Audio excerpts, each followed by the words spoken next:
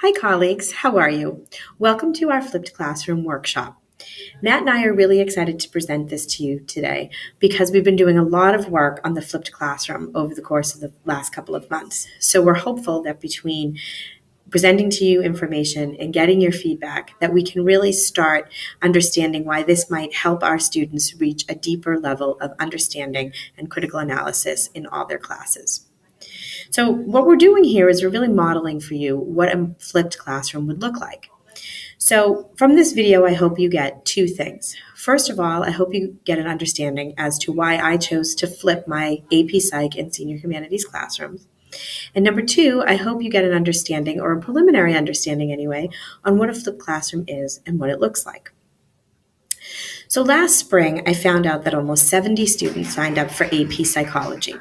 And although I was thrilled with the turnout and the interest in the course and in the class and the AP program and all of that, I was overwhelmed by those numbers. And I thought to myself, how can I ensure that I teach what I'm supposed to teach from the College Board, and how students are going to learn what they're supposed to learn for the exam, and then just to have a good general understanding of psychology. And for humanities, how am I going to teach all of those kids that are now in two classes of 30 and get them to a point where they can really do a great job on the senior capstone project? So I did some research and I came across a lot of websites on this flipped classroom concept. And I thought, I had heard about it. I had read a couple articles on it, I really thought it wasn't for me. Because after all, I'm a social studies teacher and we have lots of content that we have to cover in class. So I thought, how can I possibly break down these chunks of knowledge, these lectures, all of this information that I have to cover in my textbook and beyond in order for kids to understand and get the information they need? Well, I realized that that was just the point, that because I have so much content that I need to cover, that flipping the classroom is probably the best bet for me. So what exactly is this thing you speak of, this flipping of the classroom? Well, essentially, in a traditional lesson, I would give a lecture, say, on sleep in psychology. And that lecture would come during class. I would have PowerPoint slideshow, and I would have, students taking notes, and I would be, the center of the universe, essentially, in that classroom. And although I like the center of attention many times, I didn't think that it was really useful for students, especially since I was going to have so many AP students and so many humanities students. So essentially, I decided, you know what, I'm going to flip those lessons around. I'm going to make some videos, do the PowerPoints. I'm going to use some of the resources that are on YouTube, like Crash Course and some TED Talks and things like that. And I'm going to get the students the information outside of the classroom and then bring them back into the classroom to really work on the critical analysis of the information, the deeper understanding, and using that information in application manner. So what happens during class if a lecture is done outside of class? I'm sure you're thinking. And then how do you ensure that students watch the video? Well, I have to say that there's lots of ways in which you can do that. And there's lots of ways in which your classroom can look like if you're going to flip your class. So we'll cover a lot of the details of those options in the workshop. But for now, I guess I would just say that great stuff happens during class now that I am giving my lectures outside of class. The first thing that happens doesn't even happen in the class. It happens in the students' study area when they're at home. They pause, they stop the video, they take notes, they answer questions that I've provided. They come with those questions to class. They have other questions on their own. It really is really great stuff. But for me, what worked best, because of the high numbers in my class, I basically put the kids into groups of 4 or 5 students, and they work together on the critical analysis type assignments. So for example, let's take that lesson on sleep and dreams. So there are 4 or 5 stages of sleep, several theories of why we dream. And so students, I gave them, when they came to class after viewing that lecture, I gave them some scenarios in which they had to apply the knowledge that they listened to, took notes on, took a little homework quiz on at home to the in-class information.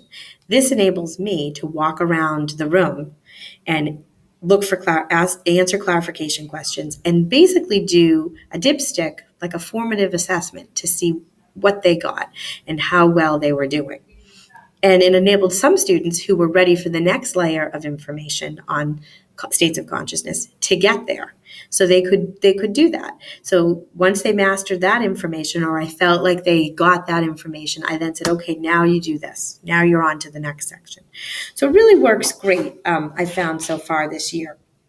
But the numbers in the class work best, like in any class, whatever type of class you're running, work best if you have the 18 to 22 students, of course. So the next question you're probably asking is, what does this do for my students? Why is this better to listen to me or listen to the guys on Crash Course or listen to the TED speakers at home rather than in class? Well, it allows for them to stop the video, rewind the video if they didn't catch something, listen to the video multiple times if they need to, things like that. They can go back to the videos when come test time, because I still give traditional tests, and they can get a deeper understanding of the information. So how do you flip your class? Like, what are the actual tools that are needed?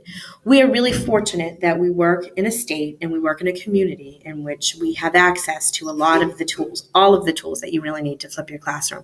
Every tool that I use is online. And on my Chromebook. So, and those of you who are still on the Macs, there are plenty of tools for you to use. The online tools are available for everybody, obviously, because they're online. But some of the things that I like to use, I'll give you in our workshop, and you can ask some questions accordingly. So it really is not all that difficult to create the flipped lesson, but it is time consuming. So you would need to sort of plan ahead. And I'm a planner anyways. I very rarely sort of shoot from the hip when it comes to my classes. But I felt like I needed to plan even more so. So Matt Plummer has helped me a lot with that. I've done a lot on my own, taken some time on the weekends and such to sort of do these videos and create assessments. But I really feel like it's worthwhile. Like anything you do, you're going to put the time into it if you feel like it's worthwhile. So I guess with that said, I'm going to sort of pause my video here, my flipped video, and I will say, bring 3 things to Tuesday's workshop. The first thing I'd like you to bring is bring, your laptop, your Chromebook, your tablet, whatever you're using, whatever devices you're using as part of your teaching.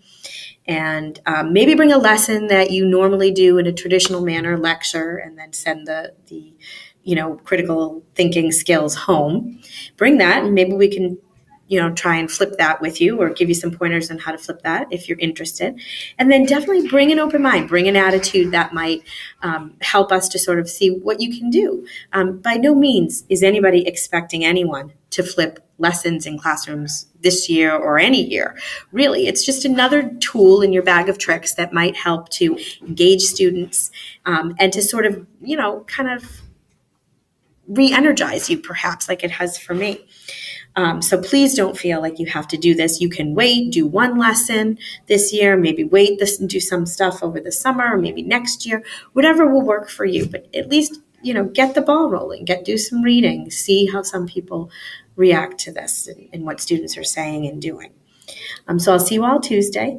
Really excited. And if you have any questions before then, please don't hesitate to email or come up to Pod 220. Take care.